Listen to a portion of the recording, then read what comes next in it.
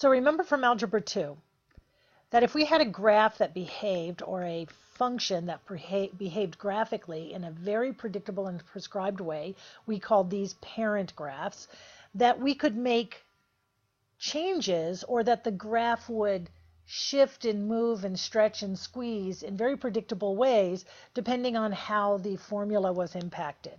And the way we wrote that is that y equals a times whatever the parent function is, x minus h plus k.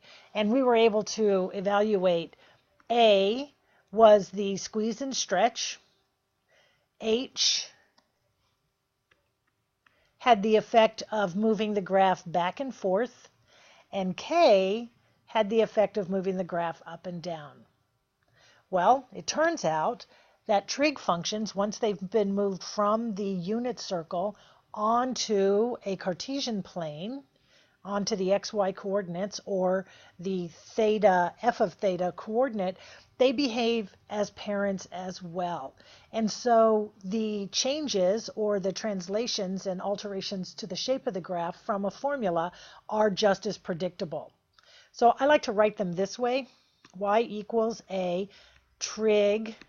I just write trig so I don't have to write sine, and oh, by the way, it's true for cosine, and oh, by the way, these are true for trig.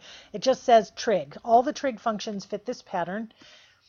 Let's see, a trig b, that's new for us, x minus h plus k.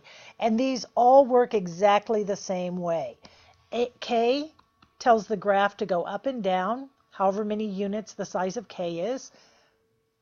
H tells the graph to go back and forth, and h is cattywampus in both cases, meaning that the graph moves opposite the direction of the sign. And then let's skip forward to A. A does exactly the same thing, and that's where we'll be starting today, that it does on a algebraic graph. It squeezes and stretches the graph. And then B is new to us. We won't go into B today. We'll save B for another time.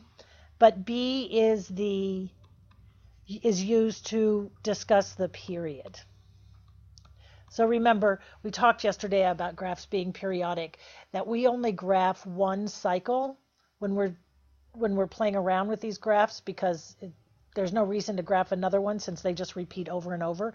But one complete cycle, doesn't matter where you start, but if you end where you started, you've completed a cycle. That's called a period. So in the sine, you start at 0, 0, 0, the graph goes up, crosses down into negative territory, comes back up. That's the end of the period. If I started my period here, I would have to keep going until I ended up back there again. But that would be one period of a trigonometric graph. And the period, the length of the period, in standard form, the period of a cosine function ends at 2 pi, because 2 pi is one time around the circle. Same thing for sine. But the period can be changed, and the graph can finish in a shorter space, or it could stretch out and take up a lot more room. But we'll get to period later. Let's start now with amplitude. A describes the amplitude, and the amplitude describes how high or how low the graph rises or falls below the center line. So in the case of the sine function, standard position sine function, the amplitude is 1, because from the center line it rises to the highest level of 1, and it falls to the lowest level of -1, but the absolute distance, the distance that it fell, is 1. So the amplitude is how far, or how high or how low from the center the graph rises or falls. And amplitude is the absolute value of whatever a is in the function. So 1 in the negative direction, 1 in the positive direction. Same thing for cosine, rises to 1, falls 1 level below the center line. So let's do a couple of examples and see how the amplitude can be impacted. So let's graph y equals 2 times the sine of x. So instead of theta, I'm going to use sine of x. Well, looking at my graph, let's pencil in real quick the parent function. We're used to doing that. So I'm going to pencil in the sine graph. X is my angle. Sine x is the graph I'm looking at. The amplitude in standard position, it rises 1 and it falls 1 from the center line. So if 2 is my amplitude, that means I want to multiply all of my outputs by 2. So now instead of 1 being my highest point, 2 is going to be my highest point. And instead of -1 being my lowest point, -2 will be my lowest point. So now the graph, 0 stays the same because whatever sine x is, if sine x is 0 and I multiply by 2, it's still 0. So that's going to stay the same. 0 stays the same. And then I'm back up to 0. And so I've graphed one period of the trig function, in this case sine x, that has an amplitude of 2. Well, let's look at an example on cosine. This time I'm going to multiply y equals the cosine function. I'm going to multiply by -1, so that's negative cos x. And if you remember back to Algebra 2 with algebraic functions, a minus in the position of A just meant flip the graph. So the cosine function starts at 1 and finishes at 1. Its lowest position in standard form is -1. And so all I'm going to do in this case, there's no squeeze or stretch on it. All I'm going to do is flip it. So 1 will go to -1. 0 will stay at 0, because when you flip 0, you get 0. Same thing here. The opposite of 0 is still 0, and the opposite of +1 is -1, and the opposite of this -1 is +1. So all I've done now is flip the parent graph. Notice, though, that amplitude has no effect on how long it takes to complete a cycle in either case. They both finish in 2 pi. All right, so this time let's tackle h. So let's graph y equals the sine of x minus 3 pi. So again, let's start with the parent.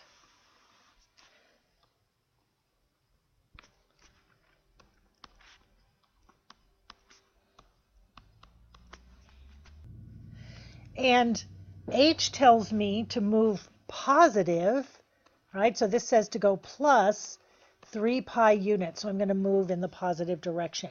That means the point that was at 0 is going to move forward to 3 pi.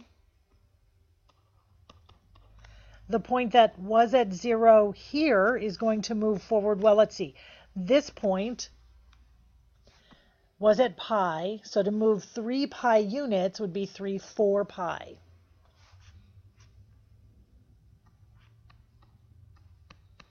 And then the point that was at 2 pi is going to move forward 3 pi units, and that'll be at 5 pi. I also have to move my highs and my lows. I'm just moving critical values. Everything else will go on along for the ride, so I need to figure out where I am. Well, this one is at pi over 2. So at 3 pi over 2, or 3 plus pi over 2, I'm going to have a high of 1. And this is 3 pi over 2. So from 3 pi to 3 halves pi, I'm going to have a low of 1. Now, I know where all of my points are, and this period, this part of the graph, has now moved forward to this position. So everything moved forward 3 pi units. All right, so this time I'm going to use cosine, the function, cosine function, to show what happens with k. So y equals the cosine of x plus 2. Now, it can be tricky to tell whether 2 is being added to the function or added just to x. So we typically write k in front when we're talking about trig functions, 2 plus the cosine of x. And then there's no question. I could have grouped. There are a number of different things that can be done. It just tends to be written this way because it's easier. Neither here nor there, as long as you know that what k is going to do, the effect of adding 2 to the function, means I'm going to rise up 2 units every part of the graph. It's just going to float up 2 units. So let's start by putting in the parent. So cosine looks like that, roughly. Maybe I could do a better job of that. By the way, you start to get really forgiving about the curves because they're hard to sketch in. Okay, that's not bad. So it completes in 2 pi units. Halfway through at pi units, it has its minimum at -1, and at both 0 and 2 pi, it has its maximum at 1. Important also to notice, because they're zeros, that pi over 2 and 3 pi over 2 are the roots for this function. All right, so if I want to move everything up 2 units, that's really just a function of moving everything up 2 units.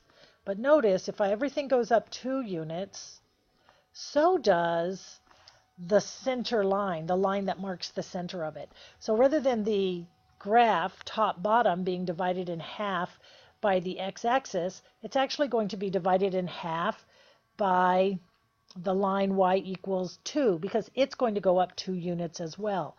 So if it goes up 2 units, we've ended up right about here. The line y equals 2. And so, I didn't leave myself much room. You gotta love this electronic paper and pen. All right, so now when I go up 2 units from 1, I'm going to end up here. 2 units up from 0, 2 units up from -1, 2 units up from 0, and 2 units up again from 1. And so my graph lives right there now. All right, and the last thing to tackle is period, but period has a lot involved. It's kind of a big concept, so I'm going to save that for a separate lesson. I think a fun thing to do right now would be to graph a function that has everything going on. All right, so let's see. -1 plus 1/2 sine x. But let's translate x minus pi. So if I break it down, this says that I'm going to shift down 1 unit. 1/2 tells me that I'm going to squeeze the horizontal. I'm going to change the amplitude by 1/2. And minus pi tells me I want to move forward pi units. So a good percentage of this I can do pretty easily. It looks like only a couple points might be tricky for me. So first I'm going to sketch in the function, label where I am, 2 pi, pi. My minimum is at 3 pi over 2, and my maximum is at pi over 2. Maximum at 1, minimum at -1. All right, so first, I want to notice that if I'm going to move everything forward pi units, that means that the horizontal line that marks the beginning of my graph isn't really going to start until pi. So I can say, I can graph that line and relabel it x equals pi as a part of my graph. The other thing I'm going to notice is that the whole graph is going to go down 1 unit, which means if everything goes down 1 unit, it's going to be centered now over the line y equals -1. So I sort of have a new origin I could move my graph into. I can say this point is now here, right? This point, instead of being at pi, is now at 2 pi, and then this point is going to be at 3 pi. So that's a little bit easy to visualize and a little bit easy to see that my curve is going to look like this. But where exactly is that curve going to live? Meaning I need some actual coordinates for my high and my low points. And what are those coordinates? Well, I could kind of logic my way through it, but I find it much easier to use, at least on those 2 points, the point translation method. So I'm going to use y equals sine x, which is just the parent graph. And so the points I'm looking at are pi over 2 and 1, and 3 pi over 2, negative 1. And what are all the things that have to happen to those points before they end up where they'll eventually live? Well, first, they have to be squeezed by 1/2. So the y value is going to be multiplied by 1/2. And then they have to be lowered by 1, which means the y value, I'm going to take 1 off of whatever that is. And then the x value has to be moved forward. The x ordinate has to be pushed forward by pi units. So x plus pi. Okay, so now let's run it through the ringer. I'm going to change color here. X isn't going to change. I have pi over 2, and 1 times 1/2 is 1/2. Okay, so all that did was just bring my point down, just changed my amplitude here to the level of 1/2. Now I've got to bring it down 1/2 and forward pi units to end up there. So if I do that, that's 1/2, and 1/2 minus 1 is minus 1/2. And then finally, I need to change x by moving it forward. So 2 pi over 2 plus pi over 2 is 3 pi over 2 and negative 1/2. And that would be the coordinates for that point, 3 pi over 2 and negative 1/2. Okay, that worked out well. Let's do the other one. 3 pi over 2 doesn't change. Negative 1 times 1/2, negative 1/2. 3 pi over 2 again stays the same. Negative 1/2 minus 1, negative 3/2. And then 3 pi over 2 plus pi is 5 pi over 2 and negative 3/2. So let's check that out. I'm saying that the coordinates for this point is 5 pi over 2 and negative 3/2. So halfway between 2 pi and 3 pi is 2.5 pi, which is indeed 5 pi over 2. And then 3/2 would be the same thing as starting here. Nope, starting here. I can get there. Starting here, changing the amplitude to 1 by 1/2, moving the whole thing down 1, puts me right here at negative 3/2. So that makes total sense, and I appear to be correct. Now I'm going to do something with my electronic ink that we can't actually do with our non-electronic ink. Let's see if I can isolate just that. Yep. So this actually, 1/2 says to squeeze the whole thing in half, which means now it lives there with the 1/2, 1/2. Move everything down 1 unit and forward pi units. That's pretty good. Making a little allowance for human error, the new graph lives here, like that.